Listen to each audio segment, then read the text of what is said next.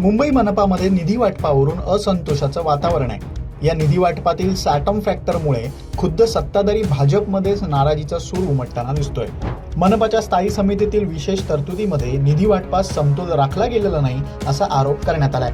अखेर अंतर्गत वाद समोर आल्यानं भाजपच्या मुंबई अध्यक्षांनाच पालिकेला पत्र लिहून निधी कमी करण्याची विनंती करावी लागली। नेमकं काय घडलंय हे जाणून घेऊयात। मुंबई मनपाच्या स्थायी समितीच्या स्तरावर महापालिकेच्या अर्थसंकल्पामध्ये करण्यात आलेल्या विशेष तरतुदीमध्ये भाजपचे नगरसेवक असलेल्या मतदारसंघांमध्ये जास्त निधी दिला गेल्याचा आरोप केला गेला। यातच मुंबई भाजपचे अध्यक्ष आणि आमदार असलेल्या अमित साटम यांच्या अंधेरी पश्चिम मतदारसंघातील नगरसेवकांवरती निधीची खैरात केल्याचा आरोप करण्यात आला, ज्यावर सत्ताधारी भाजपमधील इतर नगरसेवकांनी नाराजी व्यक्त केल्याचं सांगितलं गेलंय। या निधी वाटपातील असमतोलावर शिवसेना उद्धव बाळासाहेब ठाकरे गटानंही आक्षेप घेतला होता।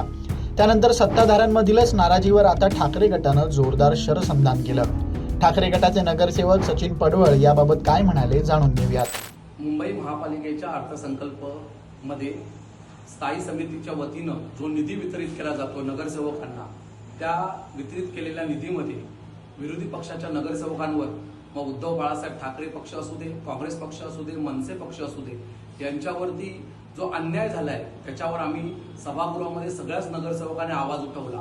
परंतु आता मात्र असं कळतंय की सत्ताधारी पक्षाच्या काही नगरसेवकांवर देखील अन्याय झालेला आहे आणि विशेषतः अंधेरी पश्चिम विधानसभा मतदारसंघामधील जे नगरसेवक आहेत त्यांना सर्वात जास्त तरतूद ही अर्थसंकल्पाच्या स्थायी समितीमधून देण्यात आलेली आहे आणि याच्यावर सर्व स्तरातून टीका झाल्यानंतर आज माझी जी माहिती आहे की त्या माझ्या माहितीप्रमाणे स्थायी समिती अध्यक्ष श्री प्रभाकर शिंदेजी यांना त्या ठिकाणच्या स्थानिक आमदार व मुंबईचे अध्यक्ष भारतीय जनता पक्षाचे यांनी एक पत्र दिलेलं आहे की जर अंधेरी पश्चिम मतदारसंघामधील नगरसेवकांना वाढीव निधी दिला असेल तर तो कमी करण्यात यावा आणि जर असं पत्र दिलं असेल तर मात्र ही सत्ताधारी पक्षावर आलेली नामुष्की आहे आणि हा विजय देखील आमचा आहे। कारण आम्ही अर्थसंकल्पीय जे भाषणं झाली आमची सगळ्या नगरसेवकांची, विरोधी पक्षनेता किशोरीताई पेडणेकर देखील, या सर्वांनीच ही मागणी लावून धरली होती आणि आता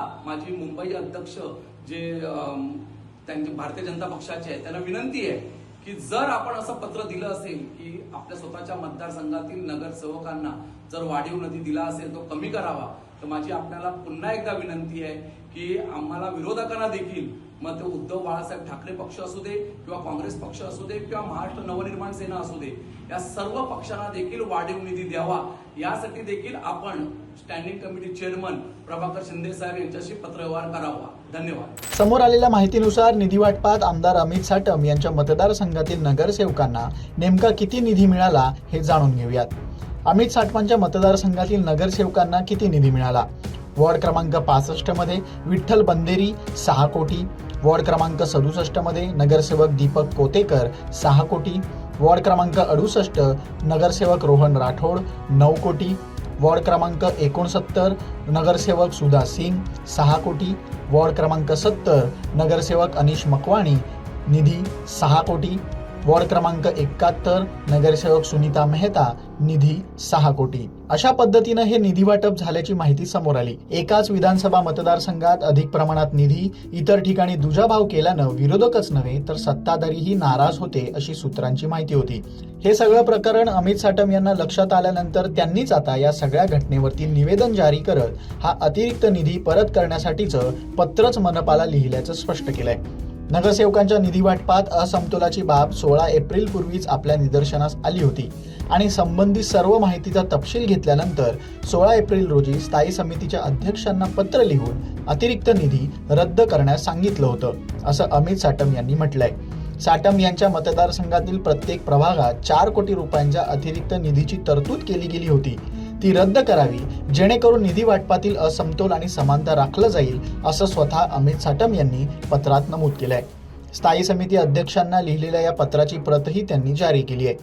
पण या सगळ्यात निधी वाटपातील असमतोलाचा मुद्दा अधोरेखित झाल्याचं विरोधकांनी म्हटलंय। तुम्हाला याबाबत काय वाटतं कमेंट करून सांगा। मुंबईशी निगडीत बातम्या अपडेटसाठी लोकमत मुंबईचं YouTube चॅनल सबस्क्राईब करा, फेसबुक, इन्स्टा पेज फॉलो करा। धन्यवाद।